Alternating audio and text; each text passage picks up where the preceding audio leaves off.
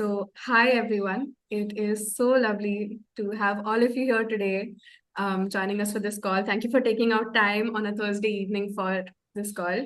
My name is Anjali, and I'm the community manager and lead of flagship projects at Behenbox. If possible, it would be lovely to see some of your faces so we know who's in the room. But by names, at least I can see a lot of new names, a lot of old names as well, people we've been in conversation with, but it's wonderful to see so many new faces too. And welcome to this Feminist Election Newsroom webinar. Also, a huge thank you to Dr. Malini Ranganathan for taking out the time to join us. I know it's quite early for you where you are, so thank you so much for joining us today. Oh, yay, I can see faces. Lovely. Hi, everyone. I'll share a little bit about Behenbox and the Feminist Election Newsroom for those of you who are new, who are joining us for the first time. Behenbox is a feminist media organization that interrogates gender and marginality in India through an in-depth reporting, community engagement, and partnerships with allied organizations. Our goal is to build an India without margins, where power, dignity, and resources belong to everyone. The idea is not even just to reduce the margin, but it is to remove the margins altogether, the idea of margins itself. And the Feminist Election Newsroom is something that was born from this commitment to build a collective feminist practice of democratic engagement and holding power to account during elections and most importantly, beyond elections as well. So FEN, Feminist Election Newsroom, began during the general elections in 2024. And now it's a community of over 200 members. And they have been engaging in collective analysis, political learning, information redistribution and sharing, and solidarity across the aisle. And over the past few months, we've been covering and discussing the April 2026 state elections, the SIR, which is ongoing now, as all of you know, I'm sure, and the national census, of which part 1 just got over, part 2 is in February. Today's webinar in specific has been brought to life based on popular demand from our FEN members. And we're going to be together exploring labor rights and climate change as questions of caste, as questions of democracy, and as questions of existence fundamentally. Every year, we're seeing lakhs of workers are migrating due to climate stresses, and this number has just increased over the year. And this year, it's even worse because of the West Asia war, because of the El Nino. We all see how it's been impacting us, impacting our cities, impacting the places we live in. If we're outside India, I'm sure, like I have heard that there's been record heat waves in Europe now. So I'm sure we're all feeling it ourselves as well, and we're seeing it all around us. But what's important to note, and what we will really be talking about today also, is that after they migrate, this kind of climate vulnerability follows caste-oppressed workers, especially across the villages, the cities, and the generations of migration. So that's what we're going to be talking about today. It's a very broad area, and I'm sure a lot of you have questions. So we'll have a whole time for question and answers, and I'm looking forward to Malini's presentation as well. Before I introduce our speaker for today, just a couple of housekeeping points to keep in mind. One, it would be wonderful to see as many faces. I'm sorry to say it again, but it really would be wonderful. So please keep your camera on if possible. You can use the hand raise feature if you'd like to say something. Otherwise, just to kind of minimize interruptions, you can just keep yourself muted. You can also note down all of your questions because we will have question and answers at the end, a good solid 30 minutes for it.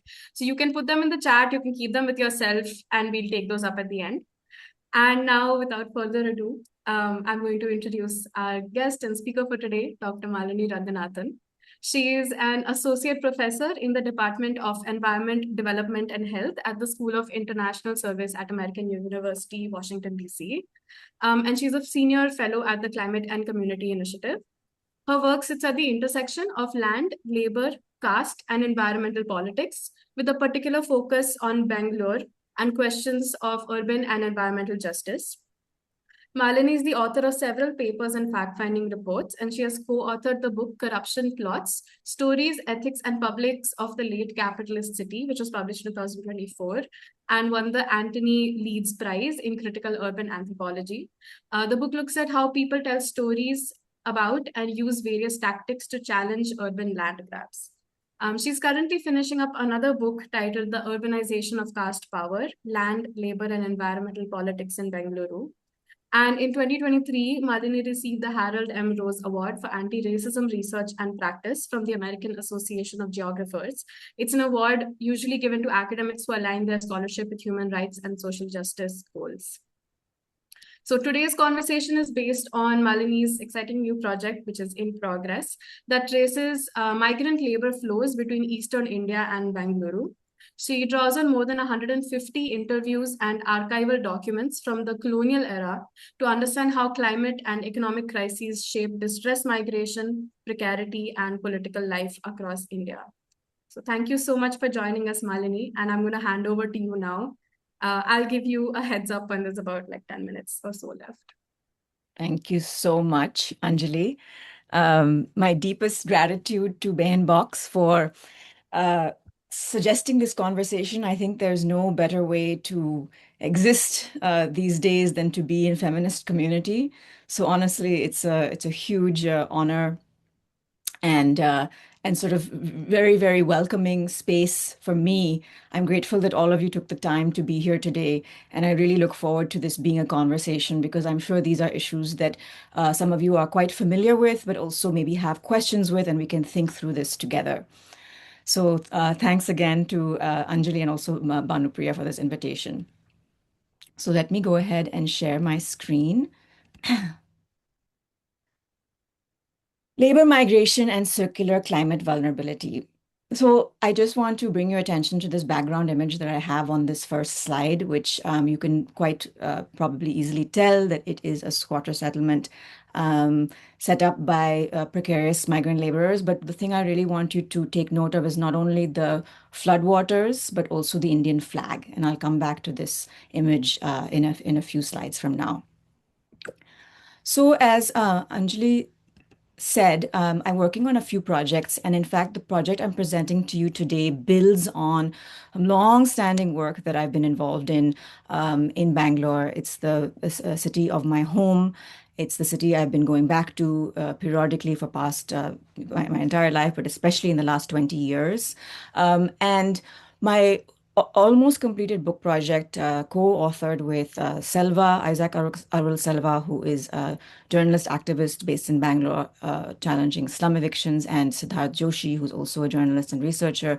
That book project is titled The Urbanization of Caste, Power, Land, Labor, and Environmental Politics in Bengaluru. And the idea here is really to debunk this myth that caste only lives in villages in India, that it actually is very alive and well in cities and has found new ways, in fact, to take root through the urbanization of capital. Right? And what that looks like in a city like Bangalore, whose history has typically been told in a kind of public sector era to neoliberal era transition and has not been told through this grounded caste lens. But in the course of researching this book and completing the chapters for it, I realized that the history of migration, really the people who built Bangalore, who essentially came from drought-ridden districts in the Madras Presidency in the early 20th century, that history of migration is shifting geographies today. And that has led me to another project on kind of tracing these new migrant flows. But also because I have a longstanding interest in climate justice and environmental justice and the ways in which, especially flood and extreme heat, affects precarious groups, bringing this idea of how climate shapes labor migration. So, tentative book title is called Climates of Labor Migration, and it's really about the kind of multiple climates, political, ecological, economic, right, sociological, that affect labor and labor migration. So I want to talk to you a little bit about this project. It's really started in 2024, based on a small grant I got to do interviews, not just in Bangalore with these, as I said, these new kinds of migrant laborers who are coming from Eastern India, but also go back and trace their lives, the reasons for leaving in their home villages as well. And I'll show you the research sites in this presentation. I'm going to tell you a little bit about the kind of literature and theory I draw from to conceptualize this notion of circular climate vulnerability, right? It's not just like a one-off thing or in a certain disaster happens and then people are vulnerable. It's a kind of ongoing thing, and it's like a long shadow. That's the best metaphor I can think of, that follows migrants, right, from their origin villages and districts to their destination and back, because many of them are circular. I'll draw on some field insights from districts in Bihar, northern Bihar, as well as a little bit on West Bengal, but because of the limitation of time, I'm not going to go back out so much talking about Bengal. And then I'm going to do a little foray on my archival research on what's known as indentured labor migration.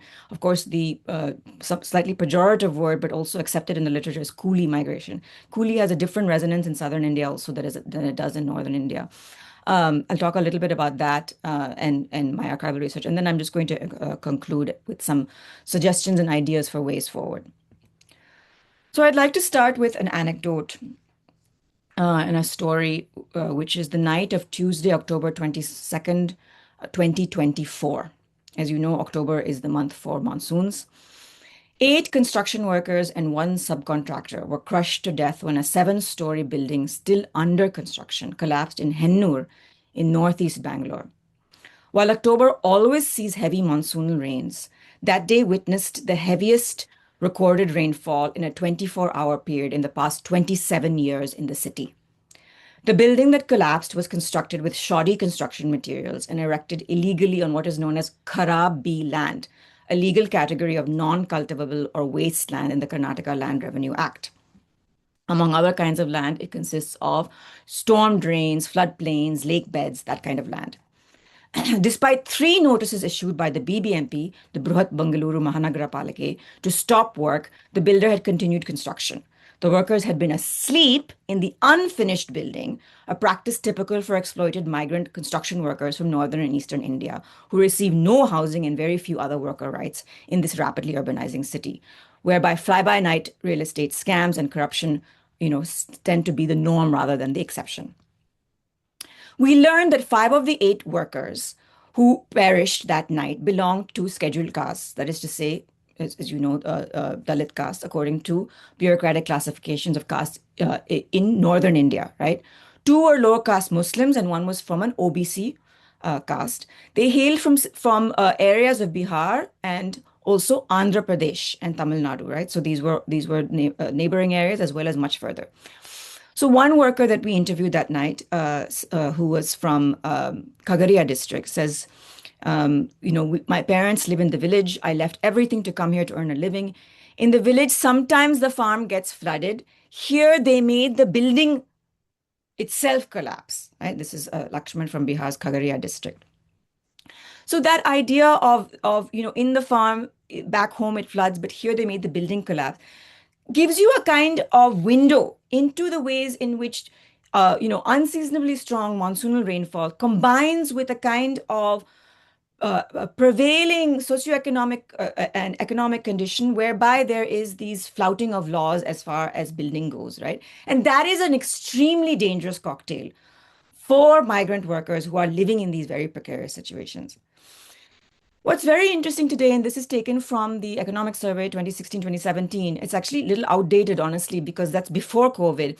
And after COVID, we've seen the kind of resurgence of migrant flows from these areas. But whereas you had people from Odisha, especially Ganjam district, which is a huge sending district of migrants, West Bengal, Bihar, typically going for agricultural work in Punjab, right? And so you see the largest migrant flows going to northern India for the agricultural harvesting season, right? Also to Gujarat, also to Mumbai, also to Delhi, of course, right? You also now are seeing increasing migrant streams from the north and east of India to the south of India. So Chennai, Hyderabad, Bangalore.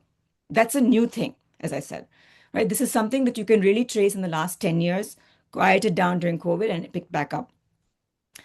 And what now economists are calling them as permanent circular migrants, right? In the sense that, yes, they do rotate back and forth between their Eastern Indian villages and Southern Indian cities, but there's a permanent pattern to this circular migration. So it sounds like an oxymoron in some senses, right? Permanent circular migrants. But climate vulnerability is also circular, right? It's so much of an embedded phenomenon. It's not just from the heavens, the sky is opening up, and that's the reason for climate vulnerability, or from the heavens, the sky is not opening up, and that's the reason for climate vulnerability. It's actually the ways in which climate touches down into a kind of deep-seated economic condition. So in that context, my research questions became, how does climate risk shape labor migration between Eastern India, Bihar and Bengal, and Bangalore? What vulnerabilities do migrant workers face both in their home villages and in their destinations? And what does India's colonial history teach us about migration and the political economy of disasters, both economic and ecological, right? Such as famine and drought. Because as we know, the British were notoriously bad at governing famine. In fact, they did everything they could to maximize the death rate in India during famines because of a kind of conjuice neoclassical economic mentality, right? Which, of course, many historians have gotten into. But kind of looking at then at those moments, then what happens with migration? What happens with especially Adi Dravida, which is to say Dalit migration from India to plantations overseas. So I'll talk a little bit about that because I think we have to understand that history, understand the history of contract labor to understand also what's going on right now. So I mentioned I talk a little bit about literature and theory. Bhanupriya mentioned that this is a very studious crowd who does a lot of reading and who's very interested and in understanding a little bit about theory as well. I note that in Behan Box's journalism as well, right? The drawing on some important academic concepts, but in a very, very accessible way. And I'm trying to write more like that. So any suggestions you have for being more accessible, please do let me know. There's three literatures that I sort of draw on here. So one is one that I categorize as climate vulnerability and migration. Now, I don't know if you are aware of this, but there's a very doomsday dystopian literature known as the climate refugee literature and the climate migration literature. This has been weaponized in particular by the far right in Europe, who is basically kind of chalking up the faceless black and brown climate migrant as kind of thronging the doors of Europe because there's drought in West Africa, right? Or for instance, the United States, right? The Central American caravan coming from the Central American states like El Salvador, it's because of drought there. And this sort of thing that we have to lock our borders to these climate refugees, right? It's a way of kind of decontextualizing history and shifting the blame for why those migrants are coming in the first place. So I specifically write against that climate refugee literature. It's a very dangerous literature. It's very ahistorical, but it is completely embraced by the climate science crowd also. It's a very dangerous pattern. So rather than saying I'm writing in a drawing from a climate migration literature per se, it's a climate and migration literature, right? Where I'm constructing those literatures myself. Second, I draw on Alpa Shah and Jens Lersch's concept of conjugated oppression, which I think is, kind of starts from a kind of class analysis, especially around the informalization of work, which I find very useful. And I think that we sometimes tend to uncritically apply Black feminist theories of intersectionality to the Indian context, which I think is helpful in some ways. But I think we have to start with a kind of class analysis of informal surplus labor and then understand the ways in which issues of ethnicity, religion, language, right? And of course, caste then compound that precarious class positionality, right? So especially looking at kind of, the ways in which capitalism also intersects and might deepen caste hierarchy in ways that we still have yet to understand. So that's a second body of literature. And then finally, good old labor studies, right? I mean, this is the theorists like Mark Holstrom, who's written on informalization of labor, and other theorists, economic labor historians, who've tried to understand how, especially in the global south, you don't see this kind of teleological movement, right, from the village to the city. You don't see a kind of, one-way path. You see a much more complex pattern in terms of labor. You see multi-local livelihoods. You see a kind of contractualization and informalization of labor, right? It's not just that wage labor relation that one can understand these days. So that's a very important literature here. And through all these literatures, then I come to the concept of circular climate vulnerability, which I think that is, as I mentioned, helpful for understanding then permanent circular migration. One of the other things, in the literature that I think that's helpful for you to know, what tends to be understood as a kind of climate strikes, and it's an impact model, right? So in the sense that there will be a hurricane and people will be displaced in, let's say, hurricane zones, or there will be a massive typhoon, villages will get wiped out, right? There'll be a cyclone, right? And so that's a kind of impact model. The climate event strikes, and there are all these bad things that happen: reduced well-being, displacement, loss of livelihood. Against this climate impact model, a scholar, Jesse Ribot, has theorized this climate vulnerability model, right? Where you see that the climate event is one among many factors, right? Including neoliberal agricultural policies, including landlessness, right? The political climate, right? Let's say SIR, as was mentioned in the introduction, right? That interacts in this, as I mentioned, toxic cocktail to then produce certain outcomes. And those outcomes might be variable depending on what factors are interacting with climate. That's called the climate vulnerability model, right? And I think it's much more analytically tractionable than the climate impact model. So I'll be referring to the climate vulnerability model today. So as Anjali mentioned, I've been doing a lot of interviews in three areas. In the migrant destination, that's Bengaluru. So here you'll see a couple of different things on this map. You'll see, for instance, a labor naka, which is a labor circle where you see labor migrants from various parts of India coming in the morning. They are daily wage laborers looking for jobs. This is in the northern part. You'll see a Google pin on the Babu Supalia building collapse that I mentioned in my vignette at the beginning. You'll see Eastern Bangalore has also these trash sites, these trash processing sites. That's where a lot of West Bengali migrants or laborers work. Right. So these were the places where I've been doing fieldwork for a long time with a colleague, Sachin, who has also helped me when I'm here to coordinate research interviews. So I'm very grateful to his help and input here. But these are the places in Bangalore that have been doing fieldwork. And then, as I mentioned, when we interview people in Bangalore, they say, "Oh, I've come from Purnia, I've come from Kagaria, I've come from Begusarai." So we wanted to go back to those areas and especially trace the migrant sending areas. So in purple, you'll see the pins of Bihar migrant sending districts, and in red, you'll see the pins of West Bengal migrant sending districts. I just want to add a very personal story here, which is that my family lives in Bangalore, and my father, who's 90, is suffering from late stage Alzheimer's. And in fact, we turned to an elder care agency to hire somebody to support my father during this time. And he lives with us in the home. He is from Murshidabad, right? And so if you look at the care worker economy, you'll see that a lot of care workers come from these areas also. So it's not just construction work, it's also care work.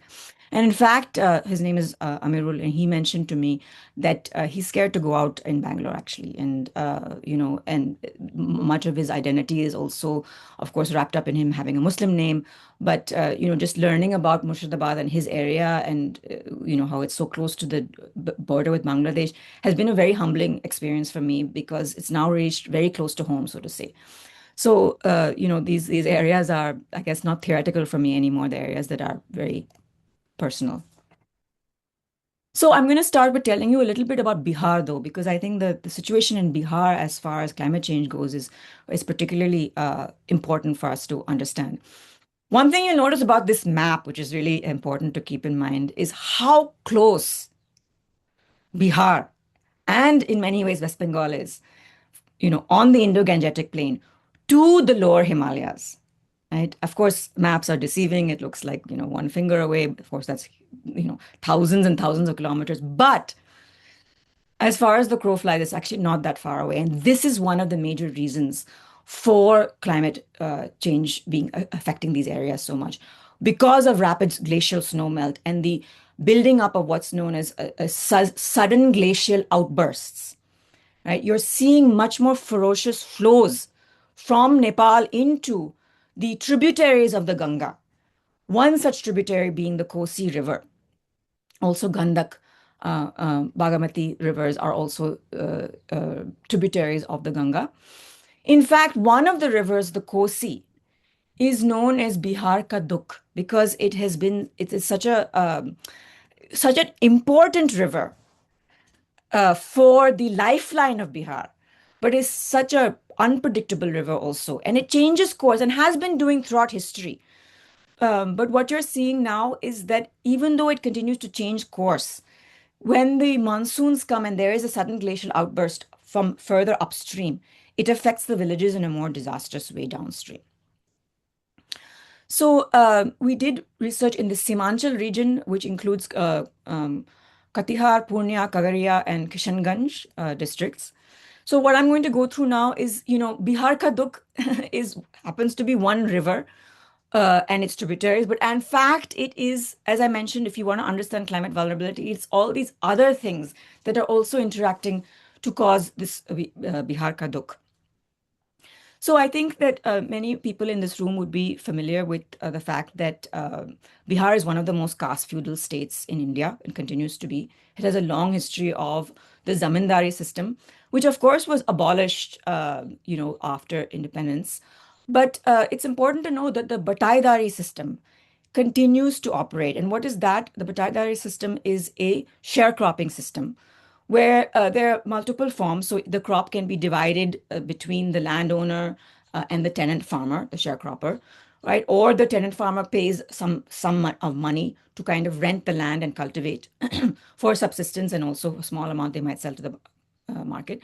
And then there's a system known as Sudhabarna, which is where a lump sum is paid of 1 lakh rupees to the landowner, and often this results in debt. Because if you can't make up the crop, and if you're putting in inputs, and if you're indebted to the landowner, right, it basically results in a kind of debt bondage system. So even though zamindari has been abolished, this bataidari system continues aspects of debt bondage and feudalism, which is important to understand in the context of Bihar. So if you look at land holdings, it's very interesting, but northern Bihar did not benefit from the Naxalite movement as much as southern Bihar and the Bhojpuri districts, right? Southern Bihar is drier. Southern Bihar went through a period where you had the militias, the Mumiyar militias, very, very violent against Dalits, but also a kind of reprisal by Dalits. Northern Bihar did not go through that. So Northern Bihar actually has even more of a feudal holdover than even Southern Bihar.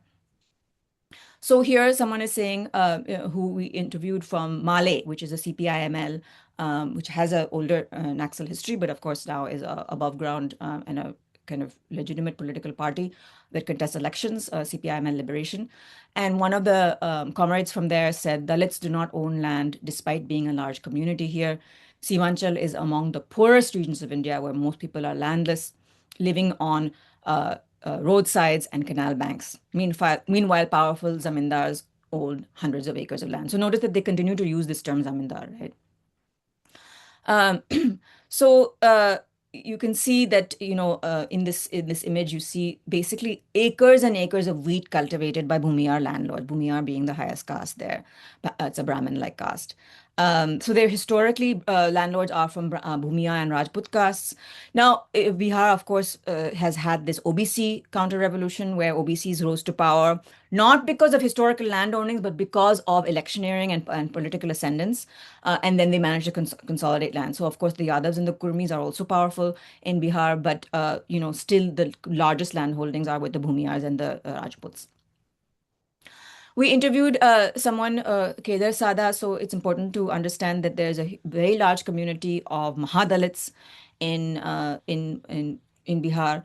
The Mushahar community, the Sada community are all part of the Mahadalit community, but of course there's also extremely backward castes and portions of the OBCs that are much poorer than the Yadavs and the Kurmis. There are many poor Yadavs as well. This person said, Kedar Sada said, I am a Dalit farmer, but on paper, I do not exist. Without land documents, I cannot get a loan, I cannot receive government aid, and I cannot access schemes like PM Kisan. When floods come, some people receive 6,000 rupees in relief, but my people got nothing because I don't have land documents. And this is something we wanted to sort of probe further. So that means that flood compensation is tied to particular ID documents being shown around land, because why would you be affected by flooding unless you own land, right? So it's a kind of vicious cycle. You have to be shown to own land on paper in order to get some flood relief or to get appropriate amount of flood relief. And so he's saying the patta is like a shisha, right? Only when we have land documents will our reflection be seen. Until then, we remain invisible. So of course, also the documentary part of land and caste is really key here. I think another aspect of Bihar ka dukh that nobody will be a stranger to here is the fact that 40% of Bihar's population lives under the national poverty line, right? They are multidimensionally poor in terms of health, in terms of education, in terms of, in terms of assets. There's a high rate of youth unemployment. And even though it's a large agricultural producing state, right? The agricultural productivity is surprisingly not that high because of pure poor industrialization. So you're seeing that this kind of trap as far as poverty goes, and that's a really big issue, coupled with the unequal land holdings and the feudal caste relations. So I mentioned different rivers that are tributaries of the Ganga. Of course, we have Kosi, we have Gandak. There's also the Mahananda River. It erodes our land each year. Said Saik, a small-scale farmer. So you see that flooding comes in June, July. This is kind of in the middle of the what's known as the Kharif season. That's the season that crops are planted, summer crops are planted, right? Actually, people will leave to migrate right after that season is over. So right around October, there's a huge outmigration of people from Bihar.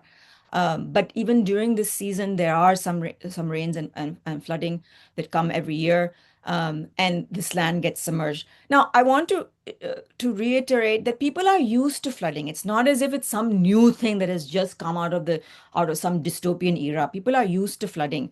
But I think these other factors are compounding the flood risk, and also they talk a lot about how suddenly the flood came. This notion that it's not predictable. And one of the reasons for that actually is ironically the fact that the British have ingrained in the governmentality that embankments are the best way to control private property for taxation purposes, right? So if you think about it, like if you see like a state, and if you see like the British state, and if you see like the post-independence state, if you can literally section off the land with embankments, it becomes easier to tax. And they also saw this as a way, to also protect sort of railway lines from flooding, right? To basically contain the water. Now, in the short term, embankments might be a good idea. They contain water, they help with irrigation. But when you combine this with more sudden glacial outbursts, in fact, embankments can be more dangerous because people don't realize when and which embankment can break and then destroy their lives and their livelihoods. Right. And so, we saw a lot of embankments around them, and if some of them are poorly upkept, but it's a kind of holdover from a colonial past to do with private property regimes. And I think that's actually worsened flood risk in the area. Um, so I mentioned that flood risk is very unevenly distributed. I actually was just watching a YouTube video of an Indian climatologist that said, how is it that we're seeing a less than adequate monsoon rainfall in Bihar, but yet we're seeing flooding? Like, how is that paradox possible? And it's because geographically, northern Bihar gets so much more flooding. So this is just a GIS map showing how much rainfall, the northern part gets, which is more blue, versus the southern part, which is much more dry. So you have these two different patterns there. Um, so we'll interview a lot of people who talk about floods damaging crops in Bihar, and how this becomes very difficult to make up and compensate for, not only because of access to government schemes, but then someone actually talked about Nilgai, which is a kind of, I guess, livestock, but it's a wild livestock that often comes and kind of ravages the crops there. And so that's a kind of another disaster. And there's no protection for those kinds of like everyday disasters, right? There's only this notion of flooding that we have to give compensation. But I think in terms of crop insurance, and other safeguards, especially that were given in a prior socialistic era, those safeguards are not always available these days. And that is another form of precarity for farmers. One way you can tell that, in fact, flooding is getting more unpredictable is people are, and of course, Prime Minister Modi also kind of talked about the health benefits of this, but this thing called foxnut in English, makhana in Hindi, right? It's grown from February to December. It thrives in low-lying, flood-prone areas where waterlogging is common. It's used as a kind of health food thing. People are putting it in also namkeen. Historically, they've adopted it to utilize in submerged land, but nowadays they're doing it more and more on this regular land that in case it floods because of this unpredictability. So that's one coping mechanism that you're seeing. Moving on to a fourth dimension of Bihar ka dukh. I think it's something that might not be known by some people, but when we talk about the three farm bills that BJP had introduced in 2019, 2020, which resulted in the massive resistance movement by farmers, we think about neoliberal agriculture, introduction of corporate agriculture, corporate agribusiness being something, let's say, in the last, few years, and that's why the farmers were resistant to it. The fact is, my friends, that Bihar actually abolished sarkari mandis, right, under Nitish Kumar way back in 2006 to try to introduce market-based principles. Right, the sarkari mandir is sarkari mandi is a place where farmers are assured prices, right, a sort of a bottom level price, minimum price guarantee, and it's a place where they're assured kind of a captured consumer base, right? Sarkari will always kind of buy a certain amount.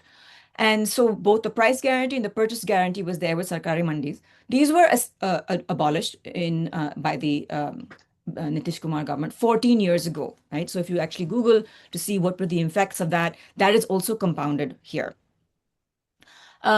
Now, when we interviewed people about Manrega, and of course now Manrega has been kind of cancelled and they've moved to even more welfare damaging policies as far as agriculture goes. Manrega was also plagued by a certain amount of inefficiency and corruption, especially as far as women left behind. And I'm going to move now on to the masculinity of circular migration, but what happens to the women left behind? Often you see that when women are left with the Manrega entitlements, right, Yadavs will coerce women to sign off the benefits that are getting from it, saying that they'll pay them some amount of money, but you can kind of relinquish the Manrega benefits to me. And there are many stories of sarpanches and Yadavs coercing women left behind to somehow part with the Manrega entitlements in return for some small amount of money. And so how this happens is something I need to look into further, but women were telling these stories a lot about somehow losing access to Manrega, especially when their husbands leave. You, of course, know that there's the kind of dabang culture. It's the subject of many films, Bollywood films, but that also explains the kind of patriarchal relation and the extreme fear that women have of upper caste men, not only because of sort of this kind of economic coercion, but of course, sexual coercion as well. Amrita Datta is one of the foremost scholars on migration from Bihar, and she's done some really, really excellent work on theorizing what I mentioned, permanent circular migration. And she talks about how the migrant labor flows are highly masculine. So you're seeing, for instance, in surveys that 85% of migrants are single males or males migrating without their families. They might be married back in the village, but they're migrating without their families. And that's because they're working on construction sites and they're working in these dangerous jobs, but they also may have small amounts of land back home, or they might be sharecroppers and they need their wives to stay to be the agricultural workers back home.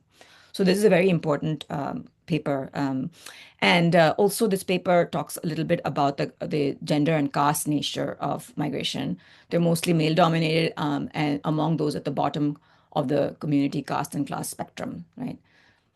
So interviewing some women, of course, who are very, very shy and fearful about being interviewed in this very patriarchal society. They belong to the Sada community, which is a kind of Dalit caste. It's a subcaste of the Musahar caste.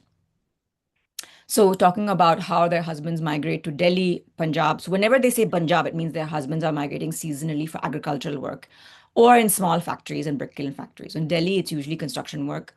And they return home once a year for the festival seasons, right? Either Holi or Diwali. So they're talking about how much their husbands earn per month, but often they are very aware that the money goes in alcohol, and so they only send a proportion of that back. Of course, alcoholism has always been rampant among migrant laborers, including from the colonial era.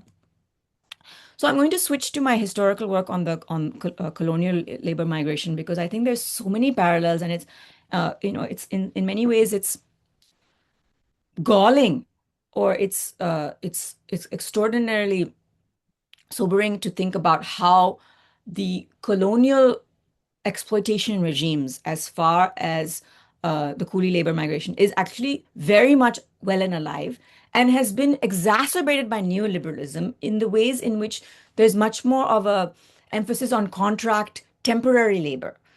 So I've been spending a couple of hours actually looking at this word dasan, which I wanted to understand what was the etymological origin of it. So if you talk to people in Bihar, they'll say, my husband has gone on dasan migration, right? Usually it's single males who are recruited by a thekedar, who is a contractor. Now, it's a local term in Odisha. In Odia, the term is dadan. Someone maybe speaks Odia here and maybe can put in the chat. It literally refers to a kind of debt that needs to be repaid, right, through migration. In Hindi, in local languages speaking there, it's called dasan. So basically, it's a system whereby a thekedar comes to a village under a fixed contract. They will give the family, let's say, 10,000 rupees, right? And they'll say, you are expected to come with me and do whatever work I assign to you. Usually it'll be, some sort of masonry work, some sort of bricklaying work, etc., right? Construction work. And then after that contract is finished, then the person can return home, but usually they'll enter into another contract after that, right? So Mangal Sada from Manji, which is another Dalit subcaste, highlights the stark reality of rural Bihar, whereby 55% of his village depends on daily wage work. And with Manrega jobs vanishing, he's been going to cities like Bengaluru on this so-called dasan migration pattern through a thekedar. Now, when I started looking at this system in colonial history, right, in the times of the British, I realized that there was many words for this thekedar, right? In northern India, they were called sardars or sirdars. In southern India, they were called kanganis or overseers. Kan literally means I in Tamil. So they would come, these kanganis would come to, let's say, Adi Dravida or Dalit cherries, which were ghettos in the villages, and they would tell them that they are going to pay back their debts. They should come with them to plantations in Malaya to work to tap rubber, or the ones who would go to Bihar would take them away to Guyana and the Caribbean to again on these contract labor systems. The contractors were typically from landowning castes. Today they are, let's say they are Yadavs if they're in Bihar, or they are from Vaniyar caste if they're Tamil Nadu, or they are from Reddy caste if they are from the Andhra Pradesh and Karnataka region, right? So there is a kind of caste hierarchy in the labor contracting process itself. So they'll come, they'll offer their families that, and then they'll take them away. It's very similar to the contemporary situation. So in the colonial archives, you'll see many, many descriptions of these kanganis. So kanganis actually would often dress in a lot of like gold jewelry, including the men. They'd wear like gold earrings. They'll wear like silk turbans. They'll wear like, very nice lungis. They'll come to the Dalit cherry. They'll say, we'll pay back your debt. You can become as rich as me. Look at how rich I am. I've been working on a rubber plantation in Penang or Malaya. You come with me, you could become as rich as me. So there was a lot of deception involved also in luring Dalits away. Or they'll say something like, you will find a bride if you come with me. So marriage was often the carrot that was hung so that people would go. Contemporary situation is very similar. You see the thekedar coming to these villages in this dasan mechanism. Dasan is not a name I've seen in the colonial archive. So I'm trying to figure out what is the root of this. Apparently, it's a Persian word originally. And then they'll take them away, promising to pay back their debts. When I was doing archival research for my book that I mentioned, The Urbanization of Caste Power, I found this like completely mind-blowing record from Gertrude Woodruff, who wrote a research paper in 1959. It was titled An Adi Dravida, which is the polite post Ambedkar movement for Dalits. They were known earlier as Parayars, but that's considered an undignified name. So an Adi Dravida slum in Bangalore, where she says, just as Jopadi dwellers come from the same rural district, Peripasu Cherry residents, so that's the Tamil Dalit slums in Bangalore, show a marked preference for migrating to specific places. For both villages, far and away, the most popular choice is Bangalore. So a lot of people from Tamil Dalit Cherries were coming from the Madras Presidency to Bangalore. But Penang, i.e. Malayan rubber plantations, and the army are also important, right? So, although the villages are approximately 125 miles from Bangalore and 75 from Madras, no one in either cherry had ever gone to Madras. So, they hadn't actually gone to Madras at that time. They'd actually either gone to Bangalore or Penang, which just goes to show how important migratory routes are, right? In terms of family, in terms of this imaginary of getting wealthier, and this aspiration, right? So I had this picture up earlier. This is a picture of a coolie ship, right? We see a lot of pictures of slave ships in America, but we don't see pictures of coolie ships.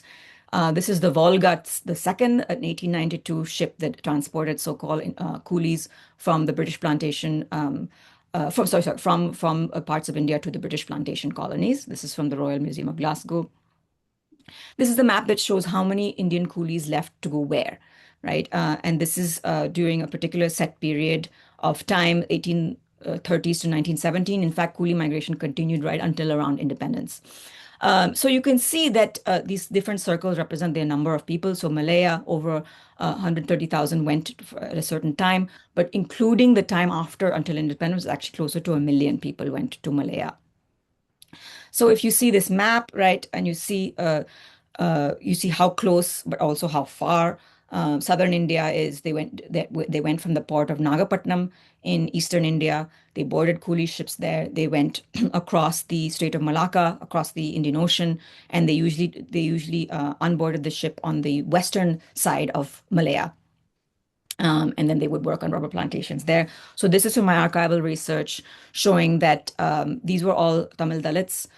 They were doing works, as I mentioned, tapping rubber. A lot of women actually went at the time too. So unlike the migration patterns you see today, in fact, women were also employed on the plantation. And older migration to Bangalore, you did have families coming. It's today's migration pattern that's different, where women are left behind on the farm.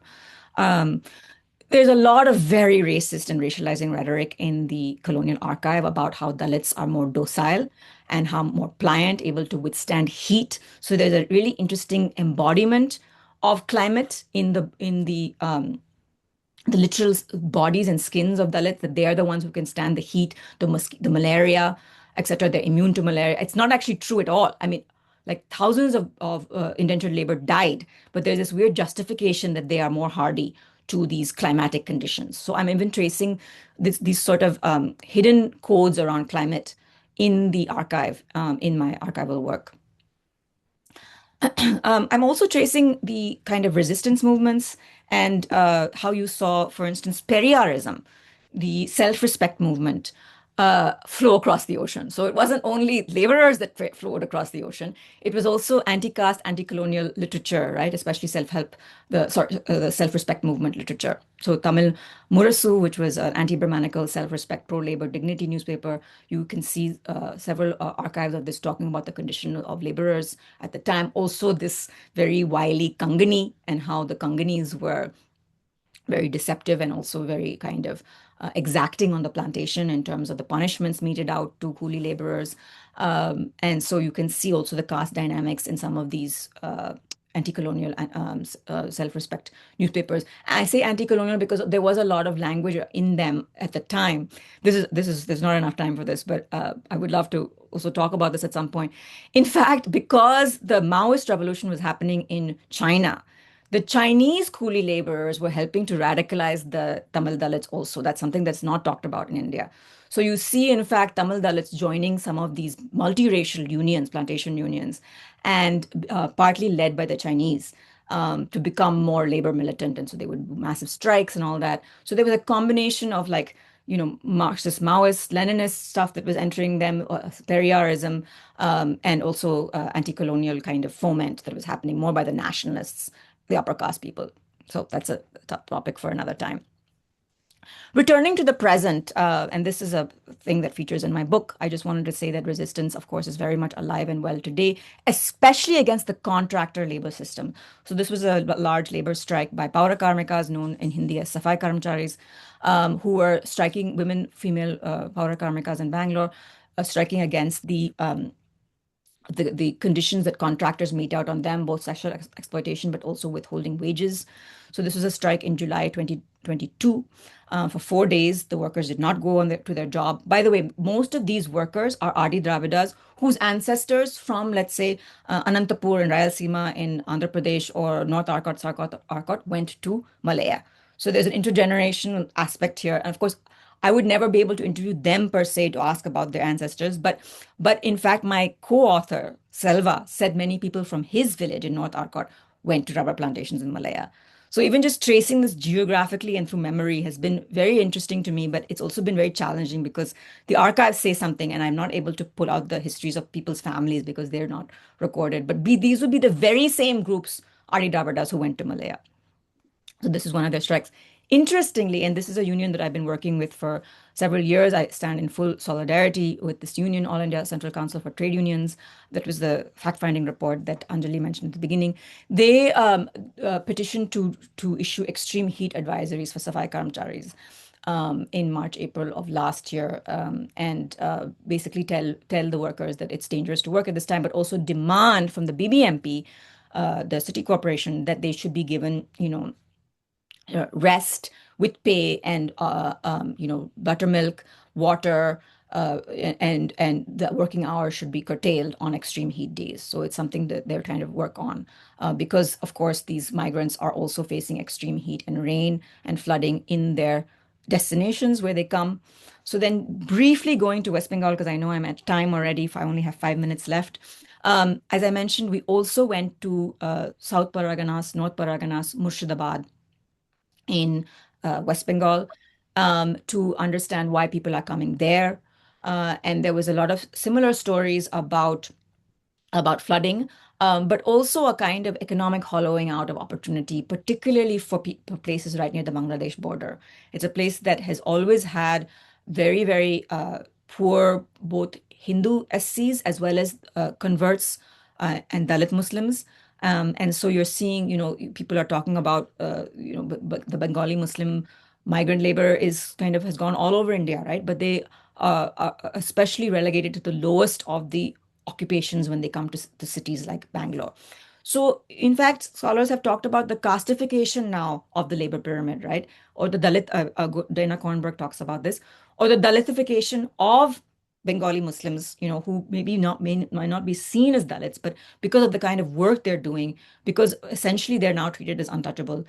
There's a kind of reconstitution of that pyramid. You don't have, for instance, the older Adi Dravida, Tamil, or Andhra migrants doing this kind of work. In fact, they've become some of the overseers now. But you have Bengali Muslims doing this kind of work. So कचरे का काम कम है दिल्ली में तो हम धीरे धीरे यहाँ पे आ गए.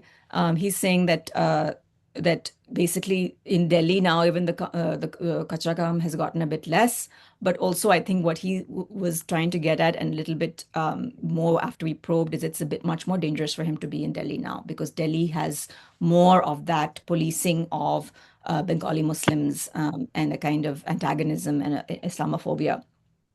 But clearly, बारिश के टाइम बहुत मुश्किल हो जाता है. He's saying, देखो भाई, चलना मुश्किल हो जाता है, बच्चों को स्कूल जाने के लिए बहुत मुश्किल हो जाता है. So these are the kinds of places that they live in, these labor squatter kind of sheet money, as they call it, and the rain even in a kind of minor monsoon because of where these waste sites are. I showed many of them are in eastern Bangalore. That's a low-lying area, and their homes will flood with monsoonal water. I think what's especially interesting, but also very, very concerning at this time is that something called climate scapegoating is happening, where this cover image which I put up earlier is an image of a Bengali Muslim slum in eastern Bangalore.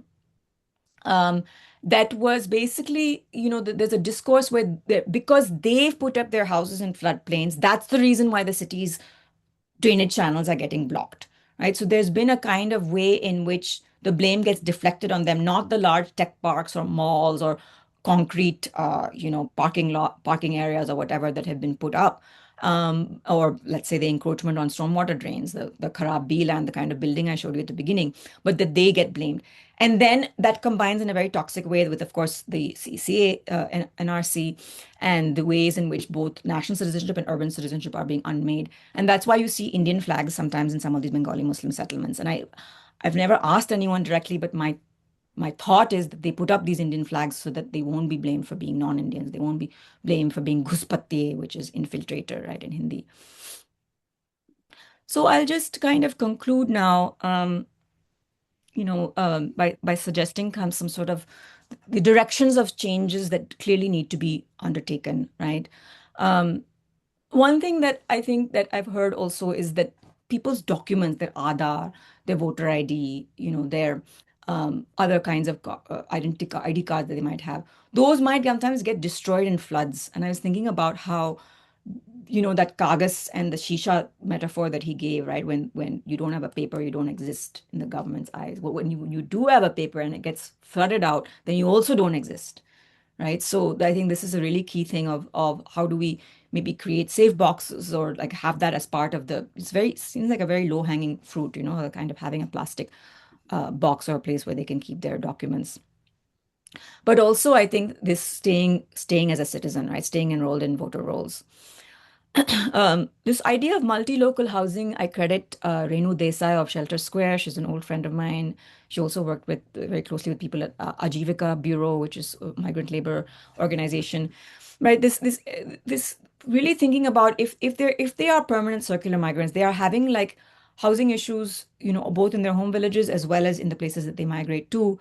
And so, what would it mean to build a kind of a housing policy that was multi-local? I mean, this is really uncharted territory in India, right? I mean, we've had this emphasis on building kind of small apartments, or evicting slums, and between the two, there has to be a different kind of arrangement. And in fact, Sachin now works, the person who I mentioned earlier, who helped me with a lot of research, works for a real estate company who is trying to actually create more community-based housing for their construction laborer, and provide schooling on creches on the real estate kind of construction site. So he's the labor liaison actually for a real estate company in Bangalore, and I think that's very interesting, sort of, to think about, how do you create change from inside these real estate companies also. It's definitely a huge, very steep hill. I think very few socially conscious real estate companies in India. Land redistribution, obviously, this is a long, unfinished project that needs to happen. Caste, gender, and class sensitive climate justice, I think it's a framework that tends to be very far removed from people's actual lives, especially workers. They're not thinking about climate justice, not a language at all that enters. It's only middle class English speaking people that talk about climate justice, but really kind of, as I mentioned, thinking about how to create safety mechanisms for them that essentially take cognizance of climate justice, even if it doesn't necessarily use that very alienating and externally imposed language, right?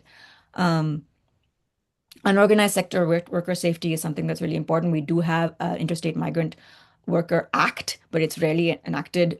People are rarely given these kinds of IDs to show that they are migrant workers, to give them that kind of safety, even the access to healthcare services and other entitlements. So that's something else that needs to happen.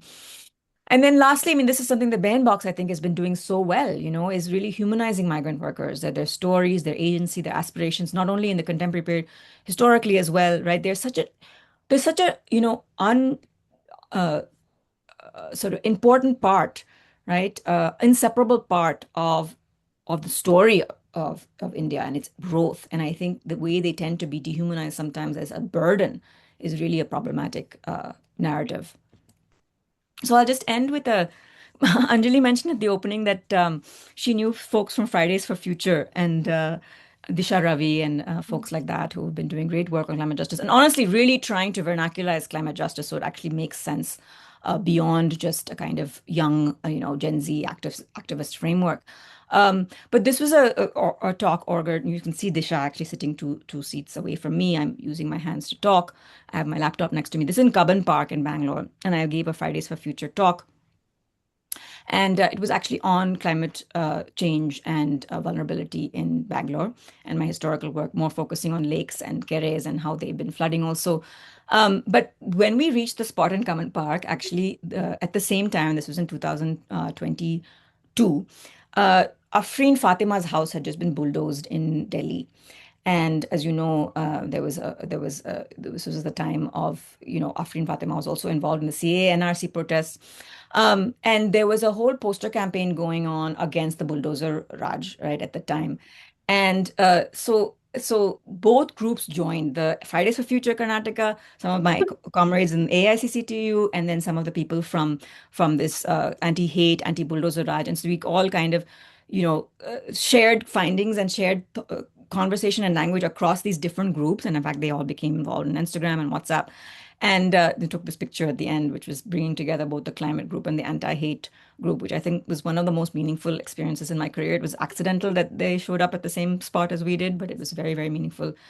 So, everyone joined in, and I think, this idea that climate justice is so much more than just about climate, right? And needs to really incorporate these different contextual elements that are going on. So, by the time I finished my lecture, everyone in the pagoda at Kaban was listening and joining in the discussion, sharing insights about how to join forces in the battle against the climate of hate, the climate of ecological devastation, and the climate of economic also vulnerability. So these are the multiple climates I think we have to address.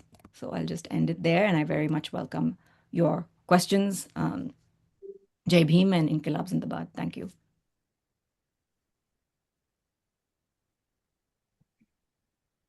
Thank you so much, Malini. I have a lot of thoughts still going on in my head from everything you've said. I'm still processing it. But I think the way you connected all of these different threads, which they're actually not different at all, but very often they're treated very differently. And I think when you start digging into it, it is part of the same system that propagates all of these different kinds of vulnerabilities. And I think you brought that together so powerfully. So thank you for doing that. Just as you were speaking, Mumbai has been going through, I'm from Mumbai, and Mumbai has been going through a series of demolitions for the past 2-3 months. And I'm part of a union, and we've been like going to places, and what we've been seeing is the same thing, right? All of these big cities, they're made up of, and they're run completely of migrants because no one is from Mumbai. Very few people, it's only perhaps the people from Koliwadas, the Adivasi communities that live in RA and Sanjay Gandhi National Park, which are actually from Mumbai. Everyone else is a migrant. And entire cities are being made up of migrants, but we're seeing like such these large scale demolitions that are happening just before monsoons in the peak heat seasons.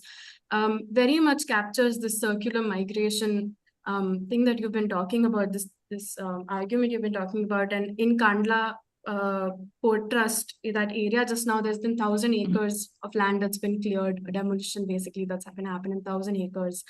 Yeah, and it's just even AI, like the whole discourse around AI with these intense water intensive sucking machines that are being built on the outskirts and even in the centers of many cities, and how people are being blamed for using water in the same areas where you have these big AI industries that are coming up.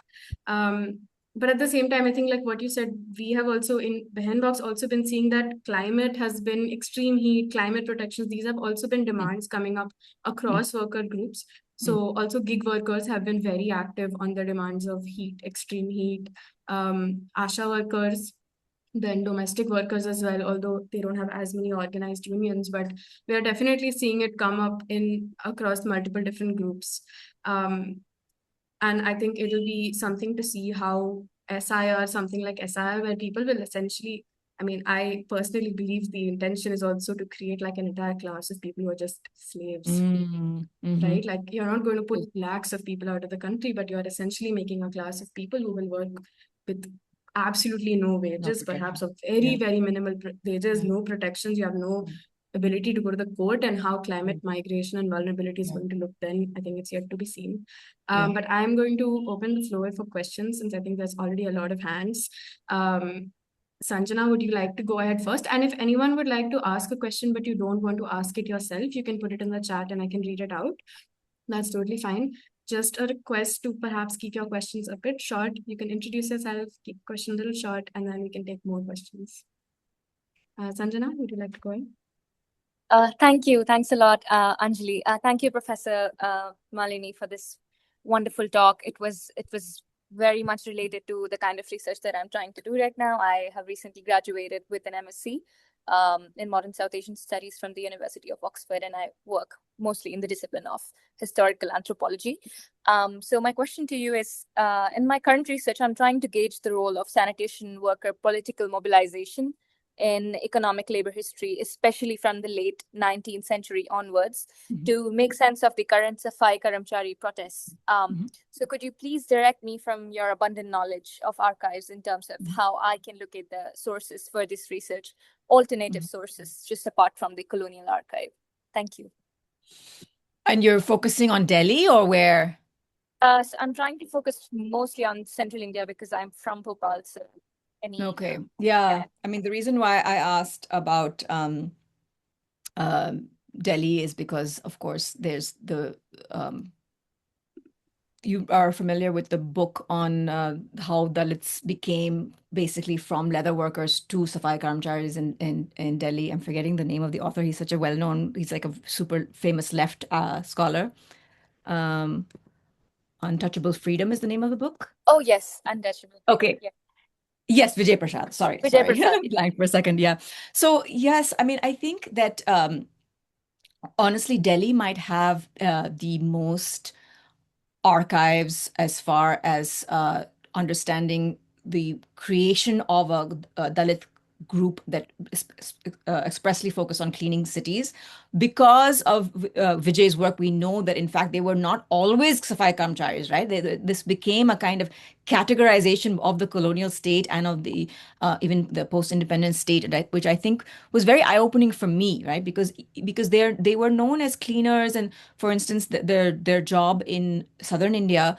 Many of the groups were even called the name of because they had to remove carcasses, they had to remove dead bodies. So they were known as that kind of work. But then they were also primarily known as leather workers. And how then they became Safai Karmcharis when they came to the cities, I think is a important way in which caste is not fixed, right? It's very, very useful for capitalism. That's something that I think in India, we have to more and more talk about. It's not just this religious thing that sits in the Vedas or sits in Manusmriti. It's very, very useful for capitalism. And so I think that should be a really important part of your archival research. In terms of, central India, I'm not familiar with the exact kind of movements there have been in history. But certainly if you look at, if you are able to visit some of the unions, right, and look at their old newsletters, CPIM might have been active in organizing Safai Karamchari. Some of the left unions, although they also have a kind of record of not paying sufficient attention to caste, others of the unions have actually been doing this work more quietly and hasn't been known. For instance, AICCTU and some of the Tamil unions have been working on sanitation workers. Right? There's this notion that somehow communists don't work on caste, but actually some of them have been. You just have to go physically. You have to visit the union offices. You have to ask them for their older newsletters. You have to ask them if they keep them in some dusty almirah somewhere, right? So I think that's the kind of work, if you really want to tell the history beyond the state, you have to do. That's essentially what I've had to do as far as collecting these archives. Thank you. Thanks a lot, Professor. We can talk more. Please. Yes, I will write to you definitely. Thank you.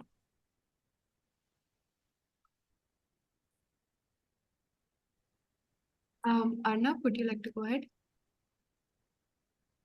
Yeah, for sure. Hi, Professor Malini. Hi, Anjali. My name is Arnav, and I'm mostly working on intersectionality and very political community. So I have heard one very interesting word from Professor Malini, which is climate vulnerability. And I think in India, we have seen a lot. So my question is like when we are talking about the vulnerability and climate vulnerability itself, how we are defining, because even the people government is not seeing as a people, and they do not have the documents including the uh, migrant and even the queer people. So how we can make sure that we should work, and because when I was thinking to push for the policies for the queer people, because from last 3 years I'm just doing the pilot research around queer and climate. So I'm just wondering how we can do that, because sometimes it is very hard to push for the policies and doing things. So the way I define climate vulnerability, and sorry if I didn't make this clear, but it's the way in which climate events interact with underlying and historical social vulnerabilities, right, and social and economic conditions, right? So that's very important to keep in mind. And so in the case of queer, non-binary, or LGBTQIA groups in India, Hijra groups, I think that these are extraordinarily vulnerable already, right? In terms of being potentially houseless, in terms of ostracization, exclusion, stigmatization. And then you have, let's say, a sudden heat day and they don't have a cool place to go to. And it's, again, as I mentioned, it's a perfect storm, as I said, that creates conditions of extraordinary vulnerability. So to the extent that, there are different types of vulnerabilities for different groups. And I think you probably are very aware of the community that you're working with and for. And so the question is then to try to trace the ways in might they be exposed towards outdoor heat, for instance, right? Exposed to illnesses that are caused by stagnating water, for instance, things like that.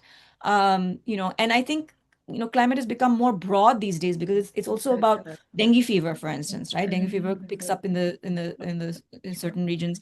So why is this coming on? There's a whole strand of research on vector-borne diseases and the increase of both immunity and frequency thanks to climate change. So again, then what kind of health services do they have access to? If they're non-binary or queer, will they be stigmatized by any given government hospital when they go in? Will they not receive, let's say, care or oral infusion or whatever the thing is? I think if you have dengue, you have to do a lot of drip infusion to kind of, that kind of thing. Will they not get that because their blood is considered as contaminated? I mean, there's so many layers here, Arnav, and I think it's really, really important issue. But again, I've always tell people, if you want to try to solve climate change, you have to look at anything but climate change.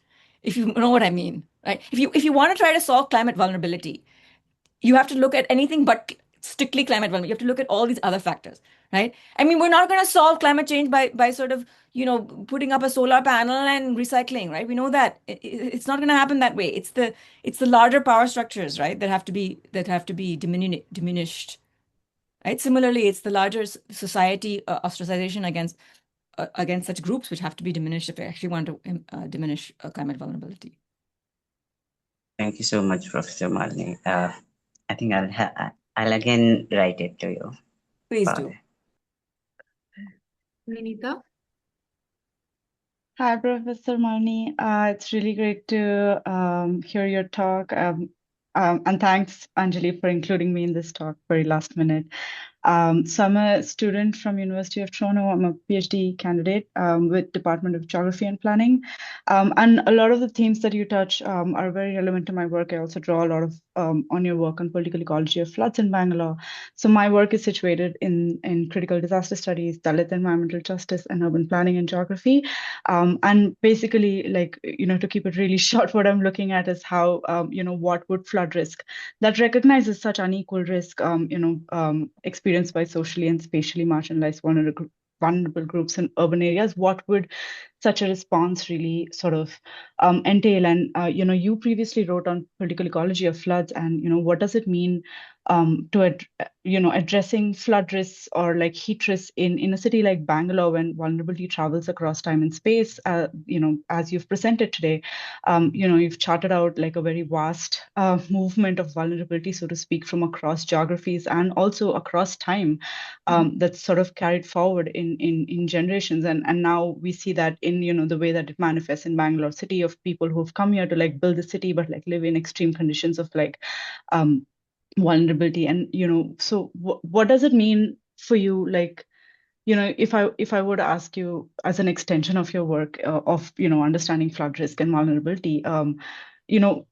what would a flood response really look like? Would it be challenging existing disaster management frameworks of whatever Bangalore municipal government and the Greater Bangalore Authority right now is trying to do, or would it be building off of what you just answered in the previous question about like finding ways to sort of include all these other ways of like, defining climate vulnerability in order to address like this larger flood risk. Like it's something that I've grappled with for a long time, and I keep moving from different perspectives of looking at what this disaster is that we're trying to address, and from different viewpoints, from Marxist to like, then the more like liberal. And so yeah, I just wanted to hear your thoughts, and yeah, it was a fantastic presentation, and thank you so much. Yeah. Yeah, thanks a lot, Vinita. I mean, my immediate answer to your question is both and, in the sense that I've always been motivated by the philosophy of radical incrementalism, which is a kind of dialectic where you have to always keep your sight on the importance of changing larger power structures. But in terms of the incremental change that's needed in the here and now, you have to save people's lives. You have to save people's lives. You have to care about people, right? And so that incremental change, absolutely, it has to do with ensuring that if there is compensation, that it's actually much more equitable than you have to show some kagas about where your property is or whatever, right? Or your land is. It has to, you have to make sure that, if they're on an extreme heat day, there are very strong protections in place against overworking people, right? And I think this sort of starts in many arenas, like it starts in the news. I think the news media has actually been doing, I mean, the alternative media, not Godi media, but alternative media has been doing a really good job of bringing attention to heat in work in India in the last few months, I would say.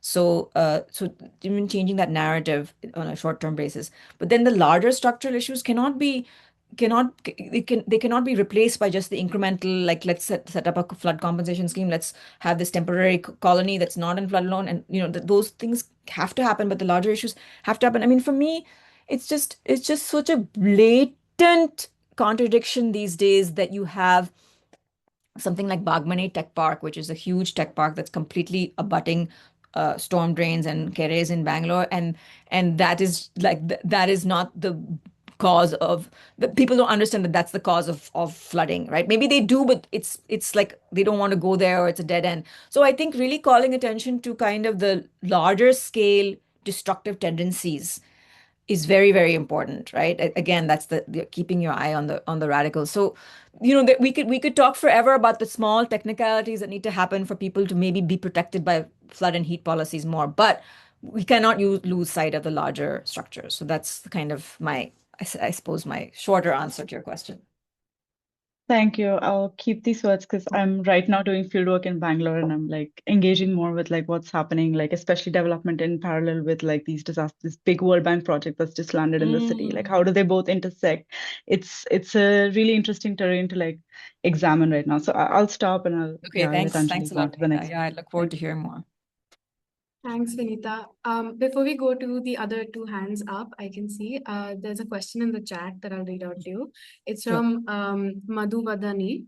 I would like to ask, how does climate shocks constantly remake or rearrange the everyday unpaid labor of women migrants from marginalized communities?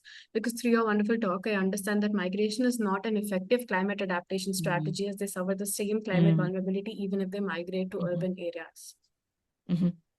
Yeah, this is so interesting.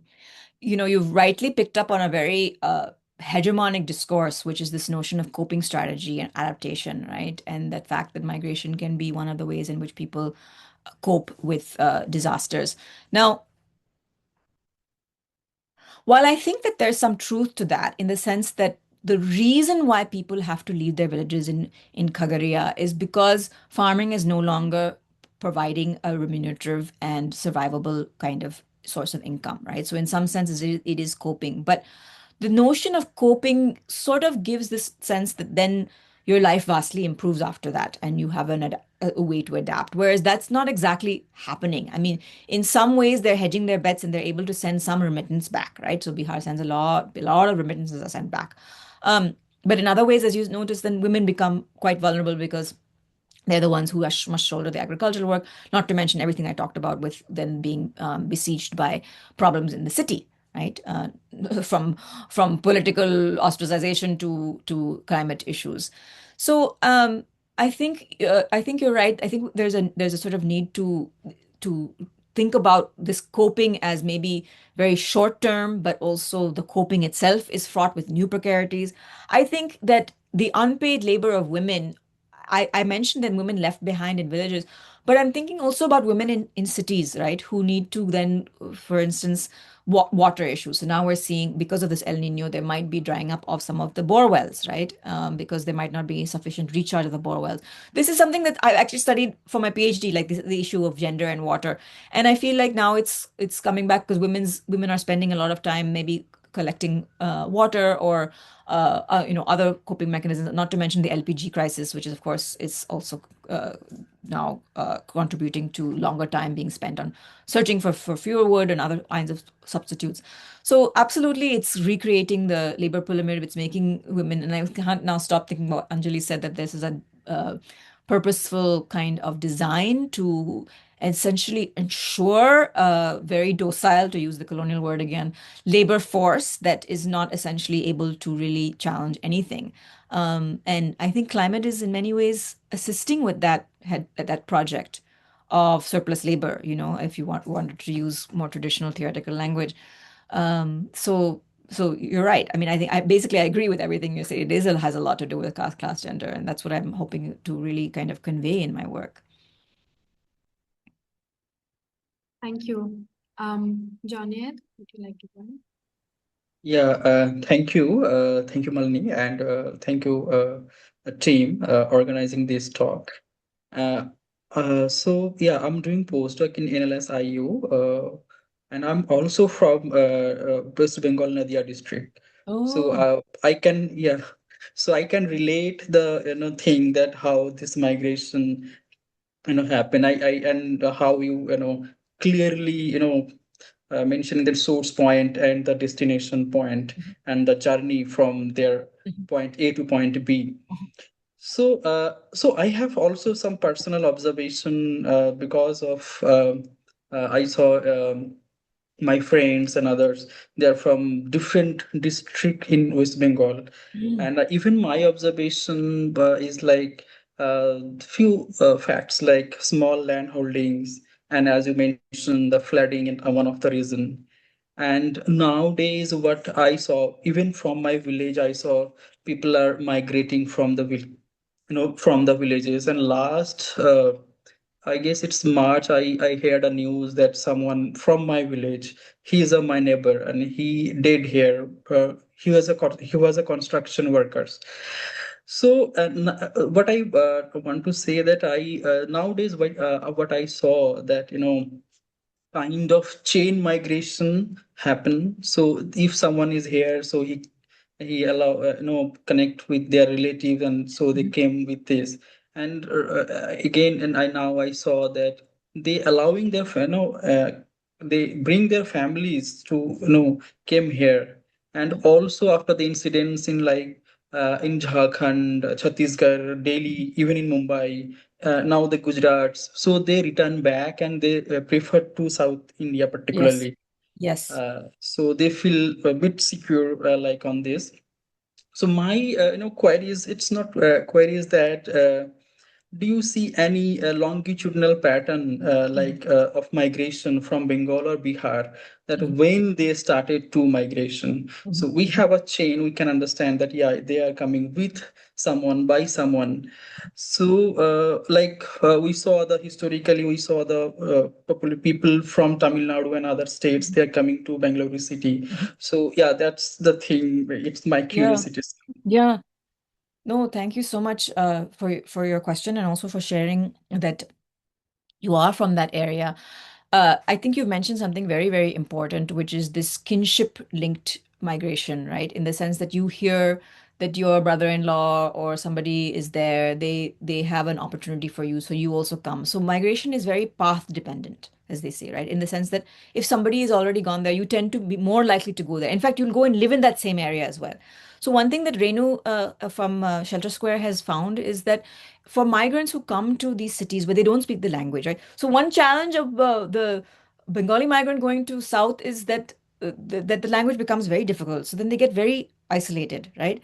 And but then at least if they have fellow migrants, the community-based nature is important. So then that's one of the reasons why that path depends on that kinship.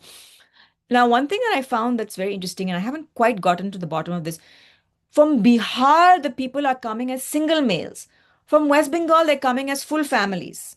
And I think one of the reasons for this, and it's very heartbreaking, is that children can be employed in the waste work. So they're bringing their children, they're bringing their wives, their entire families are setting up to process waste, right? They'll pick out hair from the brushes, they'll sell it to China. That's a whole interesting thing, by the way. There's a huge market for wigs, and there's the West Bengali migrant labor who's pulling out Indian hair that then gets exported to Hong Kong and Shanghai, from where they make mass wigs for where they sell it to Europe. So I actually talked to somebody. I actually talked to a hair wholesaler who came to the nail bardige slum, who picked up the hair and took the. So children can do things like that. So my sense is that the reason that they're bringing whole families is because children can be employed in waste work. But in both communities, Bihar, I mean, and all communities, this kinship-based network structures where they come based on the word of mouth is very, very important. Thank you. Is it okay with everyone if we go over by 5 minutes? All right. Malini, does that work with you? Yes. Okay. So Lakshayog and Rajan, maybe these are the last two questions I think we'll take for today. But if any of you have any more questions, Malini, if you're comfortable, you can share your Yeah, email ID. Otherwise, people can write to absolutely. us as well, and we can forward those to you. Yes. So Lakshayog, would you still like to go ahead? Maybe you can both ask your questions together, and then Malini, you can answer them. Just request you to keep it a little short. Sure. Yeah, I think, thank you. It's always a pleasure to read your work and listen to you. I had two quick questions, but they're going to be very, very quick. One is you do mention about the climates, right? So, I mean, it does indicate that climate in some ways is a more than biophysical sort of crisis, right? It's not merely environmental. And then when you were talking about those climates, I was sort of thinking about, Chief Minister of Assam calling something called flood jihad, right? And he's sort of, it's a very xenophobic and sort of, blaming Muslim communities, or, I mean, the wrapping up climate Yes. as in form of xenophobia. So I Yes. was wondering what could be theoretical ways of thinking about it, not just, I Yes. mean, pushing it beyond the vulnerability framework, right? Yes. I mean, this is Yes. not just social vulnerability or Yes. biophysical, it's something much more than that. So Yes. what are your thoughts on that? And second is, that internationally we are talking about now reparations, I mean, loss and damage framework and all Yes. of that, which we know are Yes. quite ineffective. In India, Yes. we have not thought about a domestic sort of mode of reparation, particularly for the historical marginalized community. Are we ever going to make any payment to Dalits or Muslims whose labor, whose sort of exploitation we are sustaining on both cities and anybody who's sort of working on? What are the ways in which those, I mean, we have affirmative action reservations, but are we going to ever think of a domestic sort of way of reparation which includes the climate one? Because as you shown, it is related, right? And if at all we have to think, what are the ways to think and do? I mean, what do you think? It's one is to sort of, you said, radical incrementalism. Other is to also even bring this thinking, because there is no thinking domestically right now. I mean, we are just talking whether we are going to get money from Europe or not. But what are we going to do about the Savarnas, who have been benefiting from all the labor and Yeah. everything? Yeah. So yeah. Thank you, Lakshya, two very, very thought-provoking points and questions. So I think, just like the word poverty, which somehow implies that this is an innate condition that you are just poor. Like, I think vulnerability has that slippery mistake also, because it implies this sort of innate, inherent condition of you are vulnerable, poor you kind of thing, right? I think you're absolutely right that it is a vocabulary that obscures the making of vulnerable, right? The making of marginality, the making of deprivation, right? And of privation. And so I think that structural relationship is obscured by vulnerability. The main reason I like it is the way that it moves us away from this impact model, which tends to be in the climate science thing. What's the what is the percentage chance that some kind of flood will strike, and then what is the billions of dollars of damage? It's a very scientific, very, very one dimensional or two dimensional framework. So that's the reason why I like it. Moves away from the impact model. However, I think the structural conditions cannot be explained sufficiently by it. And as you said, this is not about This is much more than the socioeconomic vulnerability. It's a produced condition, right? And I think that's where I think the production of development, underdevelopment. Let's say you're taking someone like Walter Rodney, who does such a great job in talking about how Africa wasn't just impoverished. There's a very, very clear process of underdevelopment, right? The production of underdevelopment, that structural relationship. So what vocabulary do we use then, Lakshya Yoga, right? I mean, I'm thinking about a kind of vocabulary that would be helpful. People have used the term climate apartheid, right? Apartheid, right? For the South African case, as a kind of climate racism. Okay, fine. Does that apply to India? Well, not exactly, right? I think the labor dimension has to be brought out. The labor dimension has to be brought out, right? It's about creating a class of precarious workers. So that's just so very, very good point. I don't think I have a vocabulary yet. I don't think we have a vocabulary yet for describing some of the extraordinarily heinous things that are happening right now, right? I mean, from oligarchy to fascism to like the whole thing. So anyway, that's another like rabbit hole. But in terms of reparations, that's a very, very interesting question. And so the sense of Savarnas essentially stealing the wealth based on the kind of deployment of untouchability and a kind of mass loot, which is of course a Hindi word, right? And how do we then come to terms with that? So, I mean, this is where I think wealth taxes, luxury taxes, etc. I think basic economic policy is so lacking. Not only is it lacking, it's like there's like a lack of understanding of economic policy. I mean, for instance, I had some economics education. I think it's very important, and I think we really all need to like train ourselves in like macroeconomics, because at this point, like we need massive redistribution of wealth, right? And if it's not going to happen out of people's goodwill, because it never happens from people's goodwill, it has to happen through policy. And so of course, thinking more innovatively about that, we can we call it a Savarna tax? I mean, that would be very interesting, but we certainly can call it, a certain income tax, right?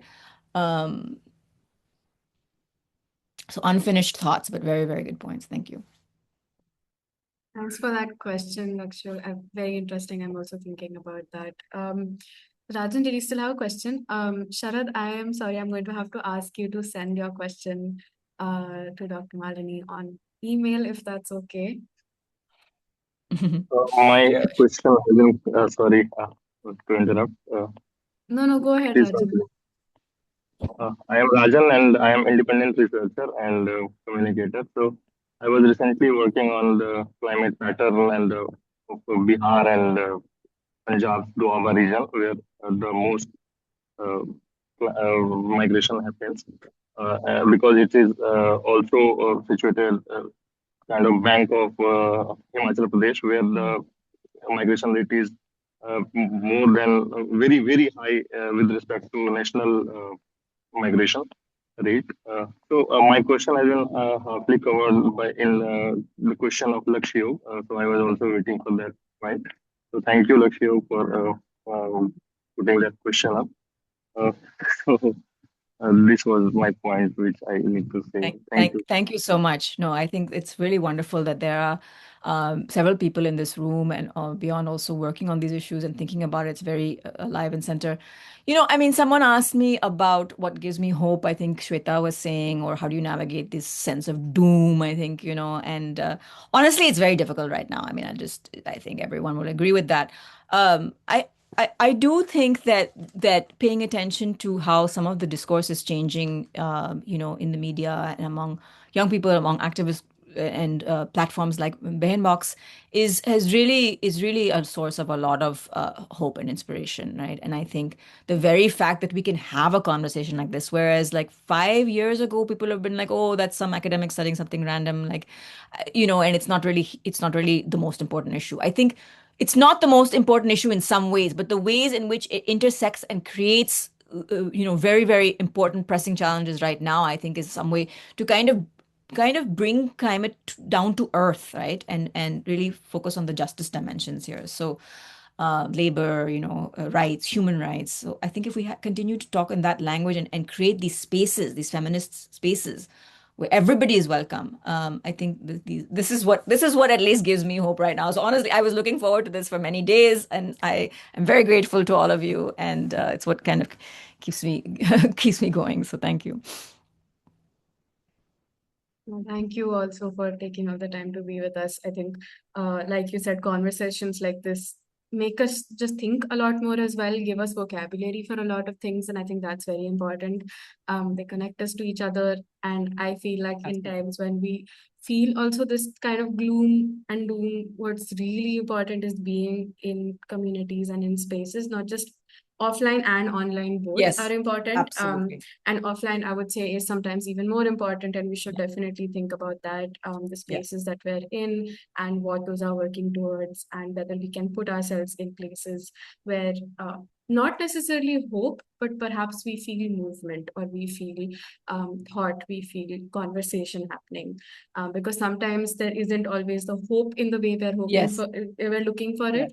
But these kinds of conversations become very important. So thank you. I don't think there's anything more for me to say. Yeah, thank you, Anjali. Besides, thank you so much. just really requesting you to, I think, put your email in the chat. That'll be great. And I know everyone here is signed up for Feminist Selection Newsroom if you weren't already part of it. So we'll add you to that mailing list soon. And those of you who've signed up to be in the WhatsApp group, we'll put you there. Dr. Malini is also in the WhatsApp group. So I think we can, if she would like to, and if all of you would like to, of course, please feel free to continue the conversation there afterwards. I'll add you all to that. And going ahead, I mean, in FEN itself, looking ahead, we are going to be focusing a lot on the parliament session that's coming up, and all of these questions are completely pertinent to that parliament session as well, given all of the things that we're seeing around us. And there's also state elections coming up in Goa, Punjab, UP. SIR is continuing in multiple, there's phase 3 of SIR going on in multiple states right now. So we're going to be looking at all of these things coming up, and it'll be great to see all of you there and to hear from all of you, continue having such discussions. So thank you once again, everyone, for joining us today, and for Dr. Malini for sharing so many thoughts with us. Thank you.